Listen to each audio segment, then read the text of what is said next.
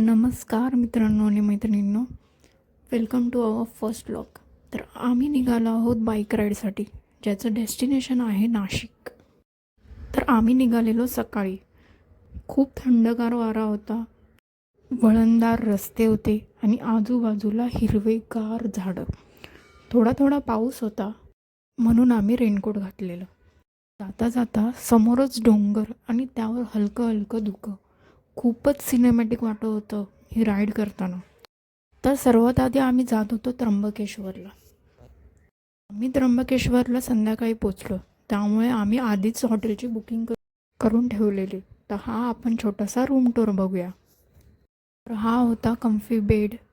इकडे T V होता, तिकडे लेफ्ट साईडला वॉशरूमचा तो दरवाजा होता आणि इकडे कॅबिनेट आहे आणि त्या साईडला जे होतं ते गॅलरीसाठी दरवाजा होता.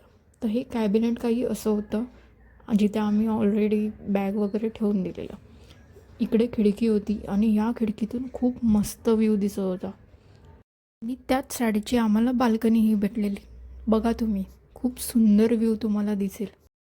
तर आम्ही आदल्या दिवशी आलो म्हणून आराम केला आणि मग दुसऱ्या दिवशी आम्ही त्र्यंबकेश्वरला दर्शन घ्यायला निघालो. तर हे होती त्याची क्लिप.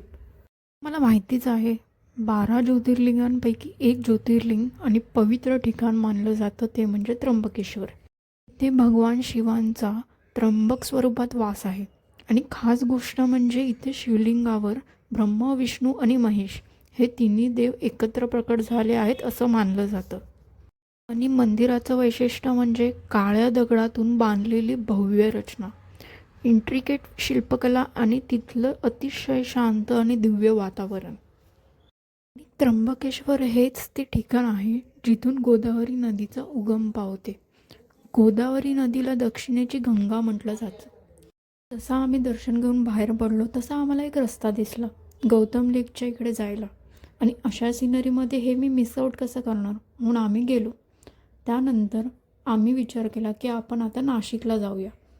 नाशिकमध्ये पण खूप सारे सुंदर मंदिरं आहेत, मग आपण तिकडे दर्शन घेऊन येऊया असा आमचा विचार होता. मग आधी आम्ही गेलो काळाराम मंदिरमध्ये. हे मंदिर नाशिक शहरातलं खूप प्रसिद्ध आणि ऐतिहासिक ठिकाण आहे. हे सर्व पूर्ण मंदिर काळ्या दगडात बांधलेलं असून त्यामुळे याला काळाराम मंदिर असं नाव पडलं. मंदिरात भगवान श्रीराम, माता सीता आणि लक्ष्मण यांच्या खूप सुंदर मूर्ती आहेत.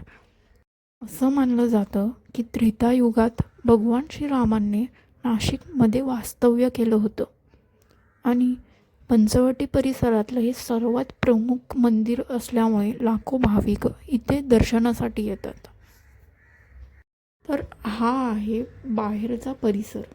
आमचं दर्शन झालं आणि आम्ही मग थोडा वेळ घालवला तिकडे, कारण की खूप सुंदर असं मंदिर बांधलं गेलं आहे. त्यानंतर आम्ही निघालो गोदावरी आरतीसाठी.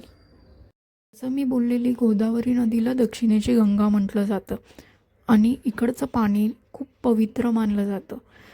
तर आरतीचा अनुभव तुम्हाला खूप अद्भुत वाटेल. शंखानाद, घंटानाद, वेदपतन आणि नदीच्या प्रवाहावर तरंगणारे दिवे.